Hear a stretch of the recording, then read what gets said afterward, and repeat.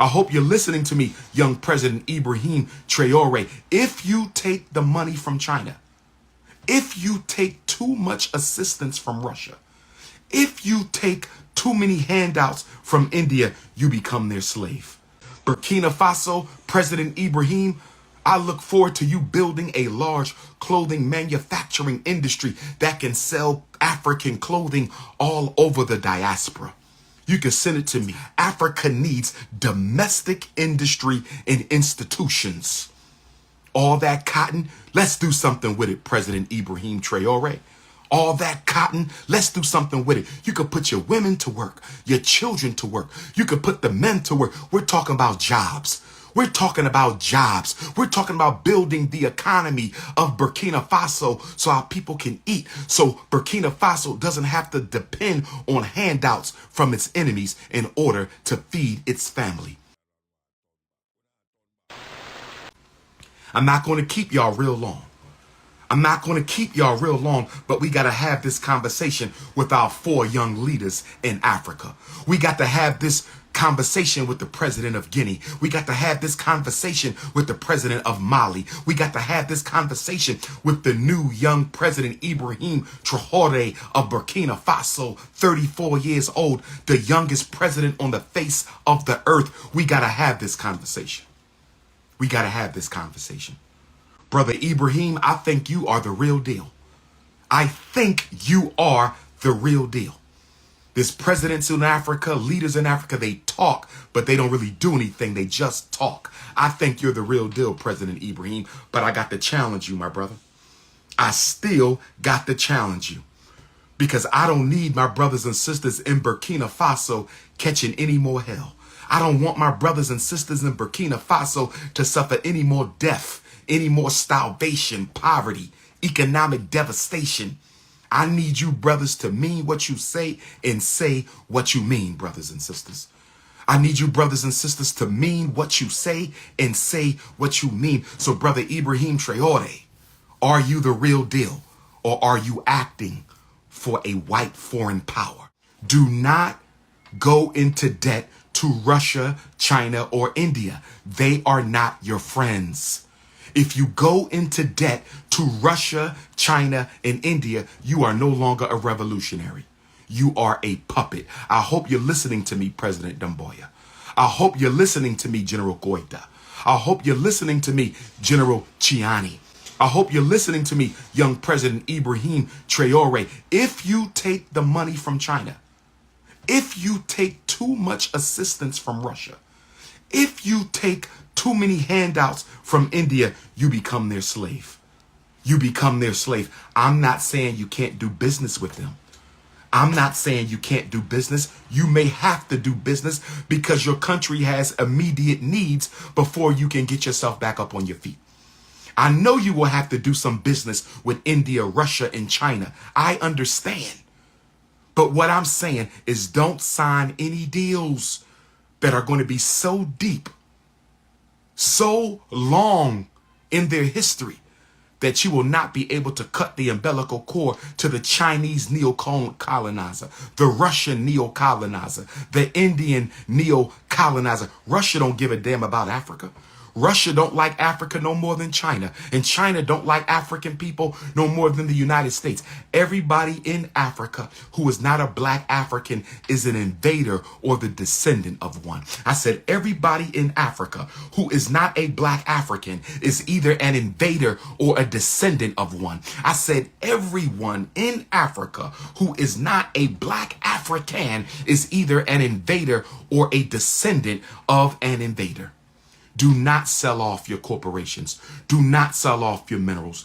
Give nobody exclusive rights to your mineral resources. Let's look at Burkina Faso. You want to know why the Chinese and the Russians are so interested in Burkina Faso? Burkina Faso has gold.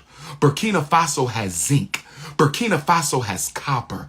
Burkina Faso has manganese. Burkina Faso has phosphate, limestone. Burkina Faso has diamonds. Burkina Faso has bauxite, nickel, and uranium that they need for atomic weapons. Not only that, Burkina Faso is one of the world's largest producers of cotton. Burkina Faso is one of the world's largest producers of cotton. Burkina Faso is one of the world's largest producers of cotton. And with that type of cotton, why don't you create a clothing and furniture manufacturing industry? Make your own clothing, Burkina Faso. Make your own furniture, Burkina Faso, and sell it to Africans in the diaspora. I can promise you that your brothers and sisters in Europe, your brothers and sisters in Canada, your brothers and sisters in America, your brothers and sisters in Central and South America will buy your merchandise. Stop begging for handouts. No African country should get most of their budget from handouts. Half of the countries in Africa get half of their budget from handouts from the white man and the yellow man. That has to stop. That has to stop. Half of the countries in Africa, half of their annual budget comes from handouts from thieving neo-colonizers. They shouldn't be giving you nothing. They should be paying for what they steal. They shouldn't be giving you nothing. They should be paying for what they steal. They shouldn't be giving you anything. They should be paying for what they steal from Africa. Burkina Faso, President Ibrahim, I look forward to you building a large clothing manufacturing industry that can sell African clothing all over the diaspora. You can send it to me. I'll be your contact in the United States to get clothing manufactured in Burkina Faso, sold all over North America, South America, Central America, Canada, and the Caribbean. I can promise you this. I can promise you this. We don't need handouts. We need industry. We don't need foreign investment. We need domestic industry. Africa does not need foreign handouts and investments. Africa needs domestic industry and institutions. All that cotton, let's do something with it, President Ibrahim Traoré. All that cotton, let's do something with it. You could put your women to work, your children to work. You could put the men to work. We're talking about jobs. We're talking about jobs. We're talking about building the economy of Burkina Faso so our people can eat. So Burkina Faso doesn't have to depend on handouts from its enemies in order to feed its family. You also have shea butter. Burkina Faso has a large amount of shea nut. We can sell that shea butter on the international stage. Our brothers and sisters in European countries like America, in England, in France, they would love to get their hands on that shea butter. They would love to get their hands on that shea butter. You also have corn, peanuts, and rice. You can sell that stuff to us. We'll buy some of it. We can have an import-export agricultural relationship. An import-export agricultural relationship. They messing with my Facebook because I'm talking about Africa. They messing with my Facebook because I'm talking about Africa. Facebook, come on over to Instagram. Facebook, come on over to Instagram. Facebook, come on over to Instagram. They messing with the Facebook right now. They messing with my Facebook broadcasts because they know we talking about the empowerment of Africa. We're talking about the empowerment of Africa. Let's go to Mali. Let's go to Mali. General Dumboya, you've been in charge for 2 years. What have you done, sir? Mali has gold. Mali has diamonds. Mali has uranium, copper, iron ore. Mali has lithium. Mali has manganese. Mali has bauxite, lead, marble. Mali also has some of the best and most beautiful animals in the world. Mali has rhinos, lions, crocodiles, elephants, camels, leopards, giraffes, chimpanzees, and pythons. I think it's time. I think it's time for Mali to create a zoology program for children in the African diaspora. I think it's time for Mali to create a zoology program for African children in the diaspora where they can come to Mali. Children in the African diaspora should be able to come to Mali and learn how to domesticate animals, learn how to take care of animals, learn how to breed and to feed animals. Do you know how much money the government of Mali would make if you start a pan-African zoology and farming program where African children from the diaspora can come to Mali? Come on, Africans. Come on, brothers and sisters. If you're going to overthrow the previous leader and become the new leader, let's start building. Stop being consumed with ego and power, and let's start serving the brothers and sisters in Guinea. Serve my brothers and sisters in Mali. Serve my brothers and sisters in Burkina Faso. Serve my brothers and sisters in Niger. Let me try to get back on Facebook. They messing with the live because I'm talking Pan-Africanism. They messing with the live because I'm talking Pan-Africanism. So what do you think is going to happen? Well, because, they've tried to assassinate him like 13 times already. Yes, that's mostly the French. CIA as well. I think because of the outpouring of love and support that he got on April 30th, keep in mind, no other Pan-Africanist, even the great ones, have had that type of a public demonstration in their support before Ibrahim Traoré. And so I think that demonstration 4 days ago really, really, really is going to make Donald Trump and the other allied forces think twice about what they do and how they come at Burkina Faso, which means they're going to have to use somebody within the inner circle. And we are Africa. If Mandela doesn't get released, when he got released, I believe black people would have took South Africa back. And that's why a lot of South Africans don't see Mandela as a hero. They see him as a distraction from the liberation agenda that was already in play. Wow. I want to say that I'm very proud and very thankful to all the Africans around the diaspora and the continent, the entire Pan-African universe. 4 days ago, April the 30th, there was a massive global demonstration in support of Captain Ibrahim Traoré, the president of Burkina Faso. Hands off of Burkina Faso, hands off the Sahel Alliance. And from Jamaica to Johannesburg to London to New York, all over the world, Central and South America, brothers and sisters, Canada, they stood in solidarity with our brother Ibrahim Traoré, who I would say is the top Pan-Africanist in the world and the most relevant African leader that we've had in about a half of a century. And the fact that he's under, the age of 60 speaks volumes, not to, besmirch at all the character of our elders, but as you know, Brother David, the older you get, the more comfortable you get, the less revolutionary you are. That's right. And so many of our leaders on the African continent are over the age of 60, and those who are under the age of 50 tend to be egotists, narcissists who only took over the country to serve a selfish agenda. Ibrahim Traoré is much younger than 50, and he's clearly leading the country in the direction of the people's best interest. And what happened a few days ago, Baba David, was the AFRICOM commander, a House Negro appointed by President Trump by the name of Michael Langley. He made some comments about Burkina Faso and Captain Ibrahim, where he basically said that Captain Ibrahim led a coup, and America shouldn't have any problem with coups because they have financed most of the coups in Africa through the CIA. But anyhow, they said he led a coup and has taken over the gold reserve of Burkina Faso, not for the interests of its people, but for his own selfish aggrandizement. And we know that's not true, Baba David, because that brother wears the same, type of clothing every day. He eats the same food. He did not take an increase in pay. He lives very modestly. He is very much the reincarnation of Thomas Sankara before him. And for Michael Langley, the AFRICOM general, to point him out and accuse him unfairly and dishonestly of expropriating the resources of his country, that clearly shows you that the CIA has him targeted. He's targeted. I know that the purpose of the protest. I know that Vladimir Putin from Russia says that everybody need to keep their hands off of him, because they are an independent, sovereign state, and they can't talk about coming there and arresting him for whatever reason, And he says that Russia is not, extorting them or exploiting them. They just friends with them because they are friends in trade.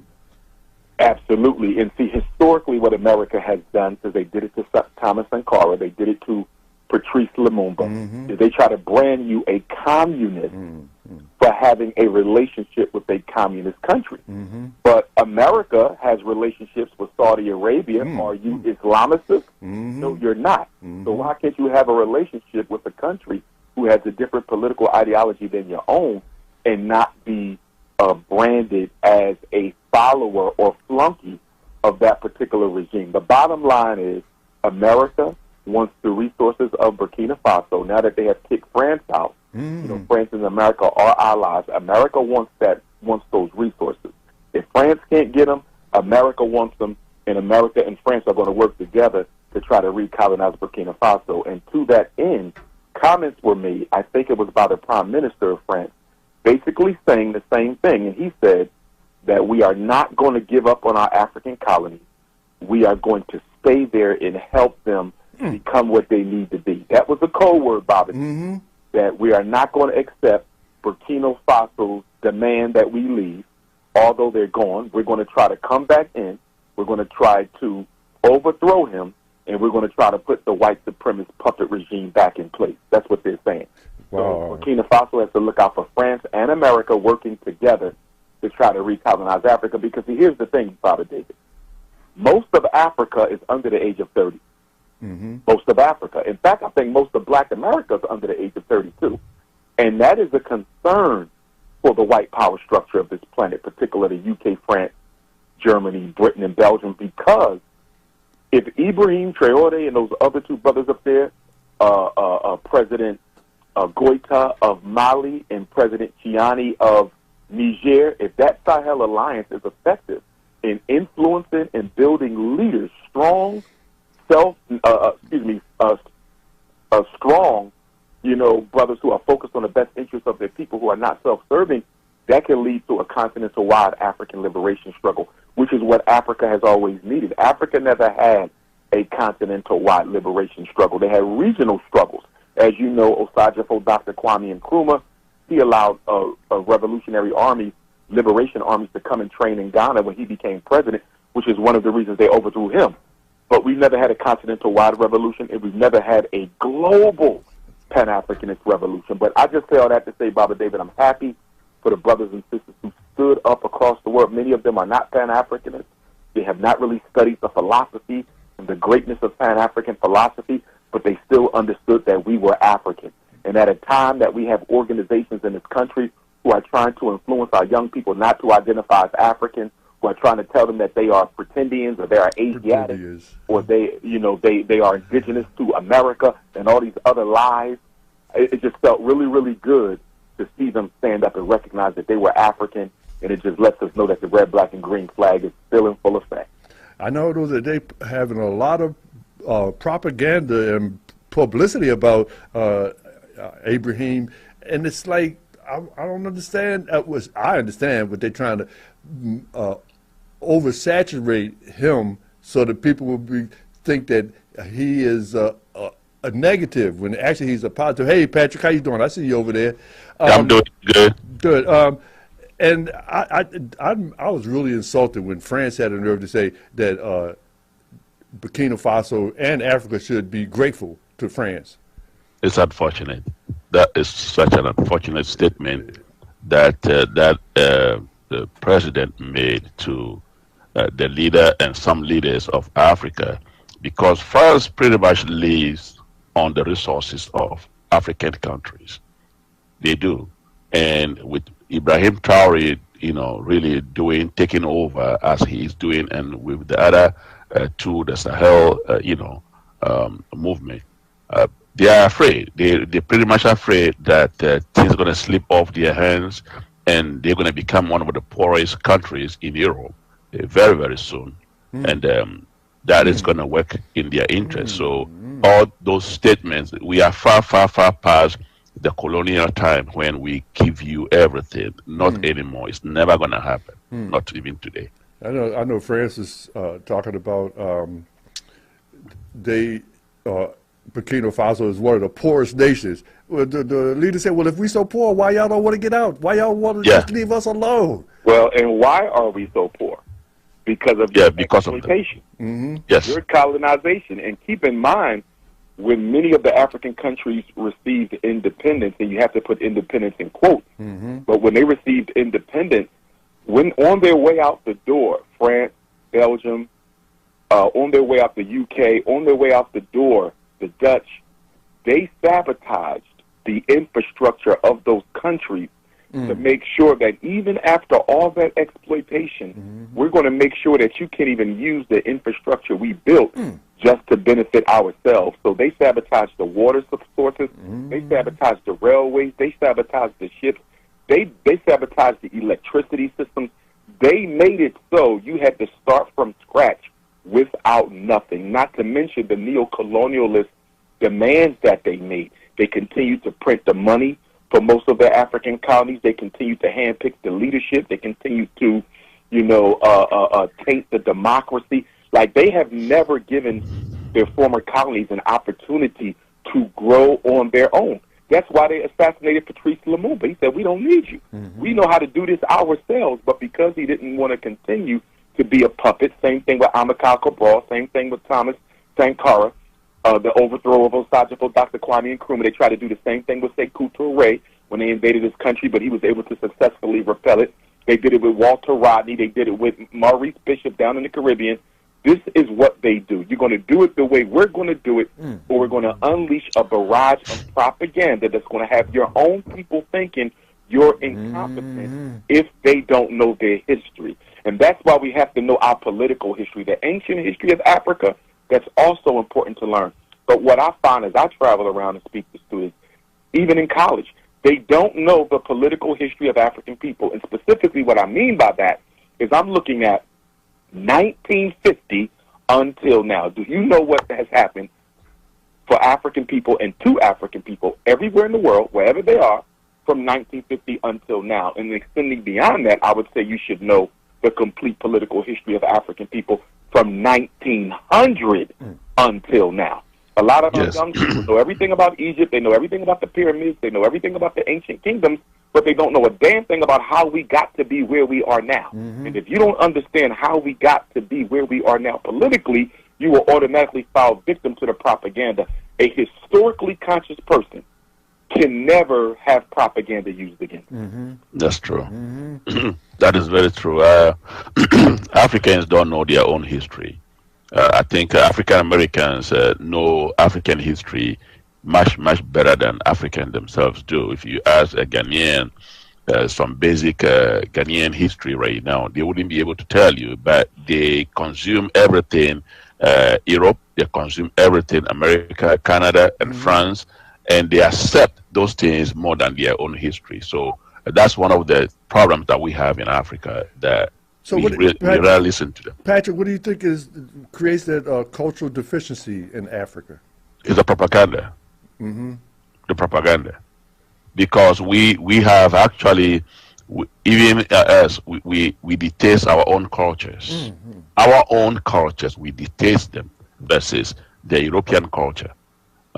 So if we have this tribal conflict between us, even within the tribes, there are conflicts within us. So it is easy to play that game for us, that psychological warfare for we Africans. Very, very easy to do that with a token of cash, and then an African person is against the fellow African person. Wow. And we love everything European. When you go to Ghana right now, they're doing a lot of stuff that you'd be like, how are these people doing this? What we were not used to doing stuff like that. But and in this age of information, it would seem like more people are reading now and reading more about the history that is trying to be minimized, but they could read on their own. Everything, all information is available today. Yeah. Well, here's the other thing, too. It's not just about the information. It's about the indoctrination. And what we mean by that is the repeated exposure and the repeated enforcing of the information so that it becomes a part of one's unconscious, and therefore it unconsciously affects the way you think, feel, and behave. In other words, we have to push the information into the working unconscious. So, in other words, if I just give you a book and you read it, now a lot of people will be affected by reading a book one time. But if you're trying to indoctrinate the people, you want to condition the people, that requires a socialization system. And so you got to have a socialization system. That a school system can be a socialization system, but it tends not to be in our communities because our children are not taught who they are, and they're not taught who they are by people who are African themselves. So if you take the school district of Philadelphia, you have the 1-credit African-American history course that they do here. I think they get it in the 10th grade. But it's only 1 credit. So the other 11 years in civics and history class, you're taught the lies of America, the greatness of America, the greatness of the people who enslaved your ancestors. And then we're going to give you one class in the 10th grade after you've already been indoctrinated. And that class is likely to be taught by somebody who doesn't even look like you or care about you. So what good is it going to do? So the information is only as good as the person teaching it. And the person teaching it, no matter how good of a teacher they are, will only be as effective as the system that supports them. You got to have a system where the kids are taught who they are every day. Look at China. In the Chinese schools, those children are taught who they are every day. It is a part of every lesson. It is a part of every test. They are taught to be proud to be Chinese. And so what you see now with Donald Trump and the executive order he signed to make it illegal to teach the true history of America, he's trying to do the same thing. He wants to reinforce the minds of white kids to believe that they are superior, that they basically save black people. He doesn't want the truth of America to be told, because if you teach the truth of America to America's children, it'll be hard to be proud of something like that. So what he's going to do is he's going to distort the truth by keeping it out of the books. But again, as we had this conversation last time, black people can teach their own children their own history. We don't need white people to do it. But what is the one thing that slavery and colonization did to us as a people? It made us completely indifferent to controlling the dynamics and direction of our community. We do not care about controlling the dynamics or the direction of our community. In other words, black people are not interested in power. We're the only people in this country who are not interested in power. We don't want to dominate anything. We don't want to control anything. We don't want to create our own systems. We just want to subsist off the benevolence and goodwill of whites and non-blacks. And so that is that until we liberate African consciousness, which is what we're talking about. But again, you got to socialize, because we all know people. I know people. You know people. We all know people who know African history, but they are still sellouts. I can name at least 10 people who know African history well, and they still work against the interests of African people. So it's not enough to just know it. It has to be put into your spirit. It has to be internalized. It has to be ritualized. And that's why you got to have a socialization system. It has to be believed. But I believe it's time for us to go to a commercial break. And we will come back. We will continue the conversation here in the studios of WURD with Dr. Umar, Ifatunde Johnson, Patrick, and Jadu, calling them, zooming in from an undisclosed location. And I'm David Barnes, photo man for you too. We'll be right back. And we're back live here in the studios of 96.1 FM, 900 AM, streaming live worldwide at WURDradio.com. On the phone line with us is Dr. Umar Ifatunde Johnson and Patrick and Jadu. And we have so many things to talk about today. We spent the first quarter talking about Burkina Faso and the challenges that they have there. Before we move to another segment, Doctor, so what do you think is going to happen? The brother's getting so much promotion, publicity right now. I think they're trying to oversaturate him. So what do you think is going to happen? Well, because, they've tried to assassinate him like 13 times already. Yes, that's mostly the French. CIA as well. I think because of the outpouring of love and support that he got on April 30th, keep in mind, no other Pan-Africanist, even the great ones, have had that type of a public demonstration in their support before Ibrahim Traoré. And that's because there was no social media to get the word out in the days of Nkrumah or Lumumba, or Cabral. We didn't have social media then, so they could not coordinate it as well as the public demonstration was coordinated in support of Captain Ibrahim Traoré. So I personally think that the power structure is going to back up, and they're going to re-engineer. They're going to rethink this. They're not going to stop. But, so, he has to be careful, and I'm sure he will.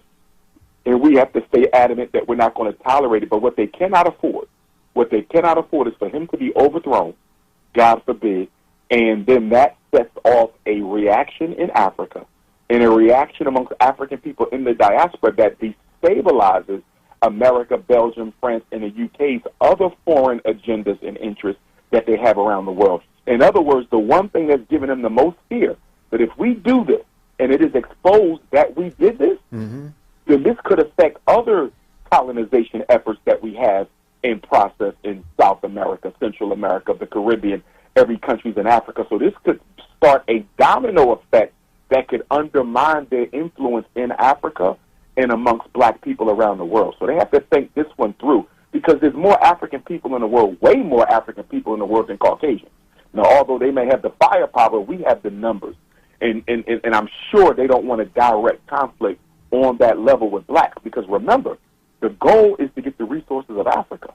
So you ain't dropping no atomic bombs because you'll destroy the resources that you need. So the benefit of African soil is that the colonizer doesn't want to go into a true nuclear war situation, because that would basically, nullify his whole purpose for being over there anyway, which is the resources.